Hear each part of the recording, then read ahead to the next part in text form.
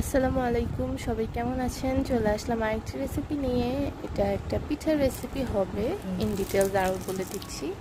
এটা বানানোর জন্য লাগবে হচ্ছে 2 কাপ ময়দা, আর ময়দার সাথে স্বাদ মতো লবণ মিক্স করে তারপরে একটু একটু পানি দিয়ে এটাকে ডো তৈরি করে নেব। রুটি বানানোর যেরকম ডো তৈরি করি সেরকম একটা নর্মাল ডো তৈরি করে নিব। ডো তৈরি করার পর এটাকে 10 মিনিট রেস্টে রেখে দিব এবং রুটিটাকে স্টিক করার জন্য কর্নফ্লাওয়ার 1 চামচ কর্নফ্লাওয়ার আর 1 চামচ তেল মিক্স করে একটা মিক্সচার তৈরি করে নিব।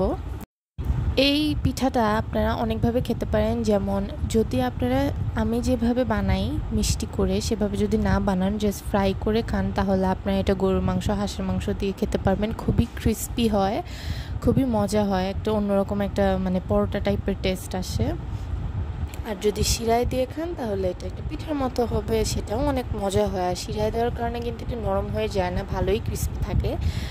এখন আমি শিরাটা তৈরি করব।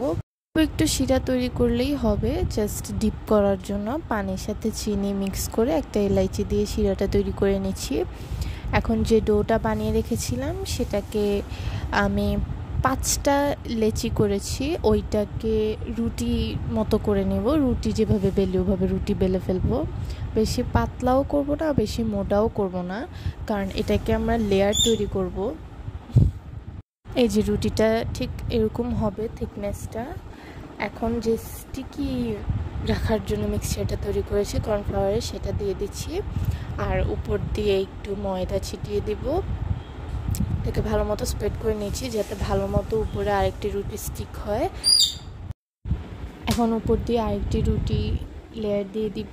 এরকমই যে 5টা আমি রুটি বানিয়ে রেখেছিলাম সেই 5টা রুটি এভাবে লেয়ার ওয়াইজ দিয়ে দিব। ফার্স্টে রুটি দিয়ে তারপরে স্টিকি রাখার জন্য যে মিক্সচারটা সেটা দিয়ে উপরে ময়দা ছিটিয়ে তারপরে আবার আরেকটা লেয়ার দিব।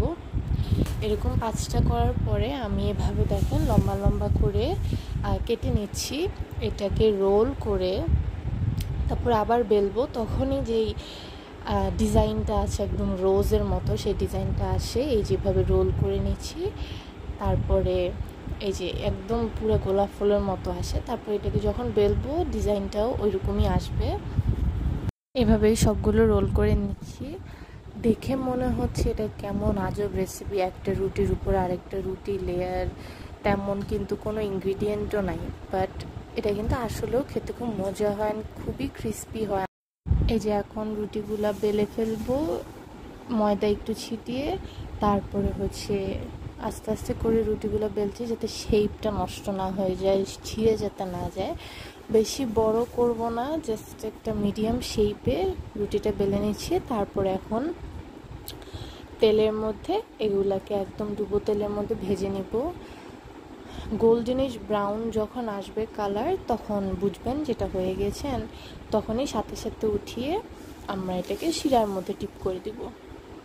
এই যে এটা ভাজার টাইমে কিন্তু শেপটা বোঝা যাচ্ছে, ডিজাইনগুলো বোঝা যাচ্ছে, একদম সার্কেলগুলা এভাবে। এই যে এই কালারটা যখন হয়ে আসবে তখনই বুঝবেন যে হয়ে গেছে। তাই কি সুন্দর একটি কালার এসেছে।